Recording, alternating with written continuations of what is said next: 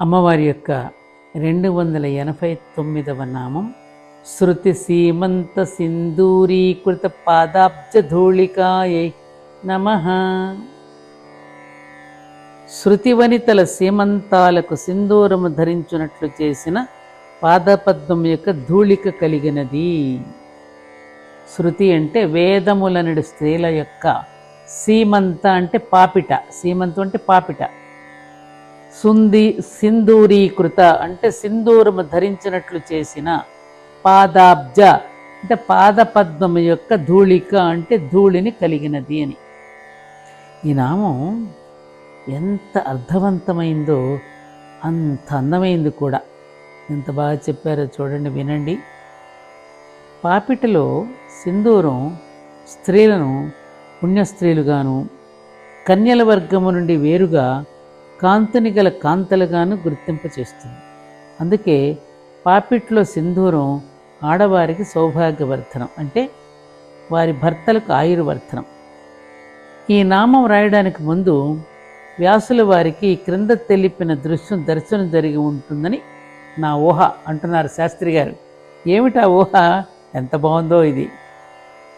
4 వేదాలు అనే పుణ్యస్త్రీలు, విను, 4 వేదాలు అనే పుణ్యస్త్రీలు ఒక రోజున తమ తల్లి అయిన అమ్మవారి దర్శనానికే వచ్చారు. అమ్మవారు సింహాసనారూఢి అయి సింహాసనం మీద కూర్చొని ఉన్నది. అమ్మవారు పాదం మోపే పీఠం ఎత్తుగా ఉంది.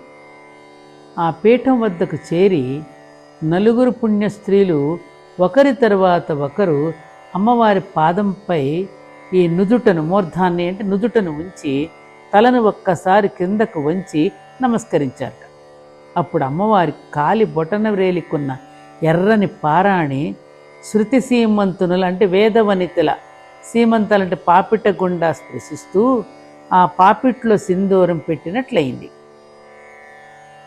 వేదవనితలు మధ్య పాపిటలే తీస్తారు కదా, మామూలుగా మధ్య పాపిటే తీసుకుంటాం కదా అందరం. పక్క పాపిట తీయకూడదు, ఎప్పుడు మధ్య పాపిటే తీసుకోవాలి.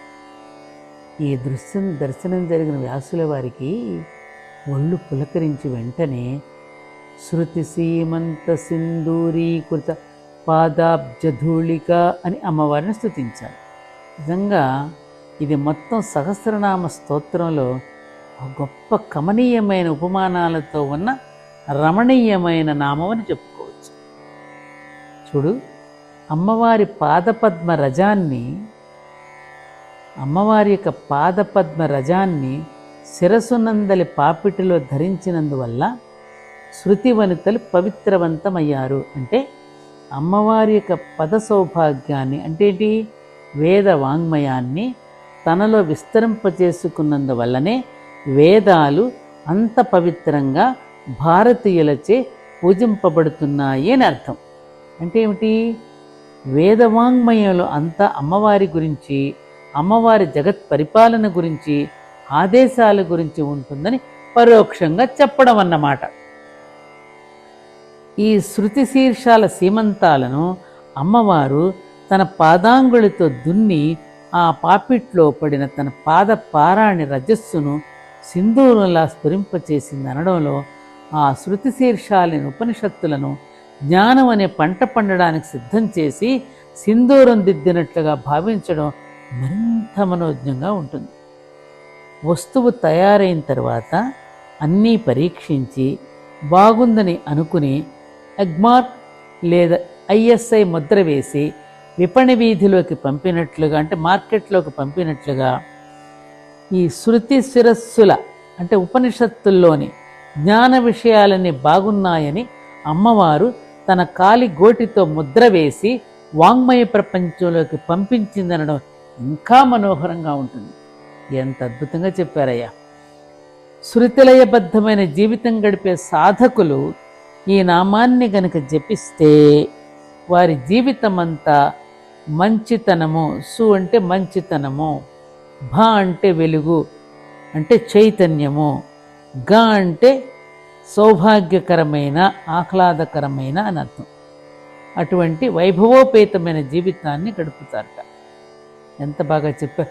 అందుకనే సీమంతం రోజున భర్త ఒక సూది తీసుకుని భార్య యొక్క ఆ పాపిటిలో ఇలా సింధూరాన్ని అద్దుతారు. దాన్నే సీమంత వేడుక అంటాము. చాలా బాగా చెప్పారు దీన్ని. మళ్ళీ మళ్ళీ వినండి అమ్మా ఈ నామాన్ని. అప్పుడైనా కనీసం నుదుట సింధూరం ధరించడానికి అలవాటు పడతారేమో. అద్భుతమైన ఒక మంచి కుంకుమ కావాలంటే మన ధర్మపురి క్షేత్రానికి రండి, నేను మంచి కుంకుమ తయారు చేసిన కుంకుమ అందిస్తాను మీకు. అది నుదుట ధరించండి. అమ్మవారి యొక్క 290వ నామం సకలాగమ సందోహ సుక్తి సంపుటమౌక్తికాయై నమః. సకల అంటే అన్ని ఆగమ శాస్త్రములనడి, సుక్తి ముచ్చపు చెప్పలచే, సంపుటి అంటే చక్కగా ఉంచబడిన లేదా నిక్షిప్తము చేయబడిన, మౌక్తిక అంటే ముత్యము. ఇంతకుముందు నామంలాగానే ఈ నామం కూడా ఈ లలితా స్తోత్రంలో చాలా తలమానికమైనదిగా చెప్పుకోవచ్చు. అమ్మవారు ముత్యం లాంటిదట. సాధారణంగా స్వచ్ఛమైన వారిని ముత్యంతో పోలుస్తారు కదా. ఆ ముత్యాన్ని కూడా కడిగిన ముత్యం అంటారు. కానీ అమ్మవారు కడగవలసిన అవసరం లేని ముత్యం. ఎందుకంటే ముత్యపు చిప్పలలోనే గుప్తంగా నిర్మలంగా ఉన్న ముత్యం అమ్మవారు ముత్యం లాంటిదని పోలిస్తే అది అతి సామాన్యంగా చెప్పినట్లే అవుతుంది. వ్యాసుల వారు ఎలా చెప్పారో ఈ ముత్యం చరిత్ర ఏమిటో కొంచెం విపులంగా మనం తెలుసుకుందాం. ఏమిటది? ముత్యపు చిప్పల్లో పడ్డ వాన చినుకులే ముత్యాలు అవుతాయి. అలా అని అన్ని కార్తెల్లోని వర్షపు చినుకులు ముత్యాలు కాలేవు. కేవలం స్వాతి వర్షపు చినుకులే ముత్యపు చిప్పలలో పడితే అవి ముత్యపు చిప్పలలో మధ్య నిక్షిప్తమై కొన్ని రోజులు సమాధి స్థితిలో లాగా ఉండి ముత్యాలవుతాయి. అయితే మిగతా నక్షత్రాల కంటే ఈ స్వాతి నక్షత్రం యొక్క ప్రాముఖ్యము, ప్రాశస్త్యం ఏమిటి? ఈ స్వాతి నక్షత్రం తులారాశిలో నిండుగా 4 పాదాలు ఉంటుంది.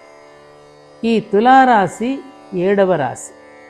అన్ని రాశుల్లోకి చాలా అందమైన, అంటే లవ్లీ, సౌష్ఠవమైన, అంటే సిమెట్రికల్ అంటారు చూడు, అలాంటి రాశి అన్నమాట.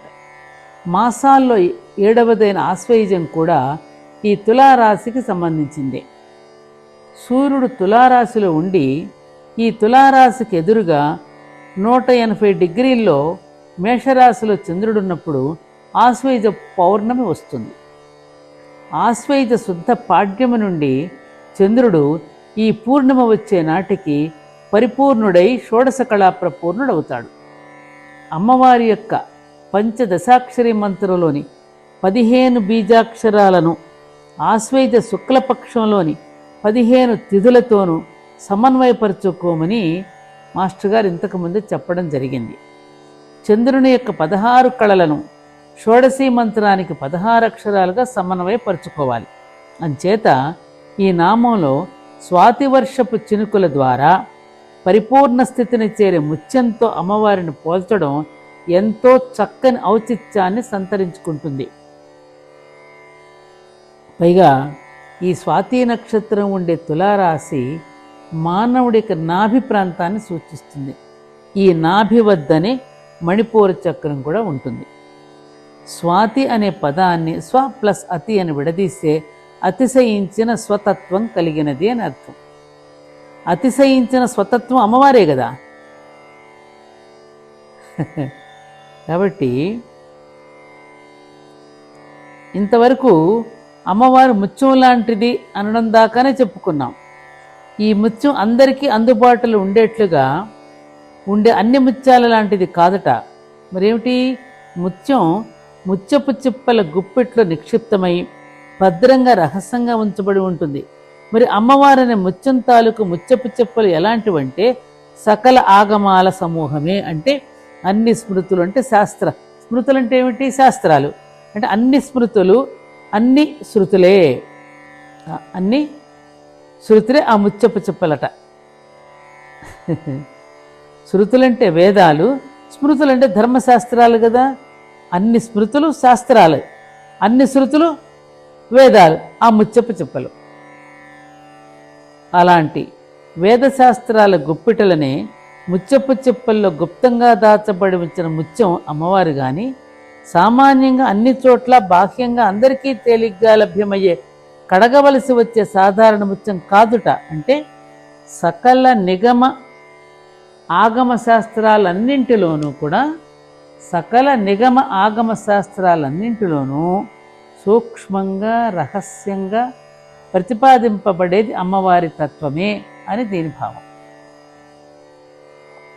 ముత్యపు చిప్పల యొక్క రెండింటి మధ్యన ముత్యం నిక్షిప్తమై ఉంటుంది. ఆ రెండు ముత్యపు చిప్పలు ఏవంటే, ఒకవైపు నిగమాలు, ఇంకోవైపు ఆగమాలు. అదన్నమాట.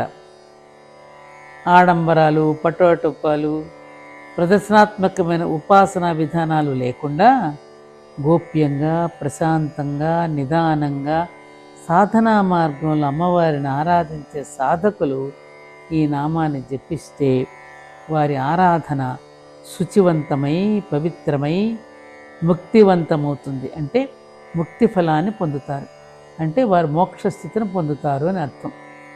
ఇంతకీ ఈ నామానికి అర్థం ఏమిటంటే, సకల వేదశాస్త్రాల సమూహమని ముత్యపు చిప్పల గుప్పిట్లో గుప్తంగా ఉంచబడిన ముత్యము అని ఈ నామానికి అర్థం.